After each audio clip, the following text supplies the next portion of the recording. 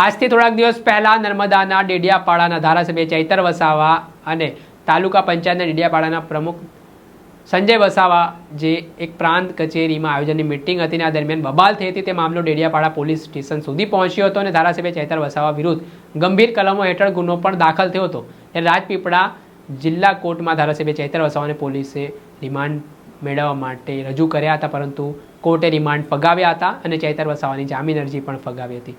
ત્યારે આજે સમગ્ર ઘટનાક્રમ સામે આવ્યો તે મામલાના સંદર્ભમાં ગુજરાતના પૂર્વ મુખ્યમંત્રી શંકરસિંહ વાઘેલાનું પણ નિવેદન સામે આવ્યું છે. તેઓ શું કરવું એ કરો.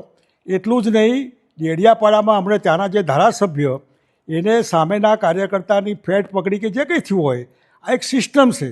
એ સિસ્ટમમાં તમે જો એની સામે 307 લગાવો, માણસને મારી નાખવાનો કાયદો ગુનો આ તમે જો એમાં દાખલ કરો એ પણ બરાબર નહીં. બીજા ઘણા એવા કાયદા છે જેના આધારે તમે સામો માણસ બોલ્યો હોય એનું એક્ટ કરી શકો, પરંતુ 307 મારી નાખવા માટેનો પ્રયત્ન આવું ક્યારેય ન હોઈ શકે.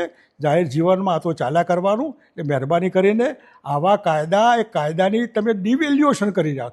307 શું કહેવાય એની ડિવેલ્યુએશન, પાસાનું ડિવેલ્યુએશન મહેરબાની કરીને કોર્ટના હાઈકોર્ટના ચક્કરમાં ને એમાં કોઈ ટકશે નહીં.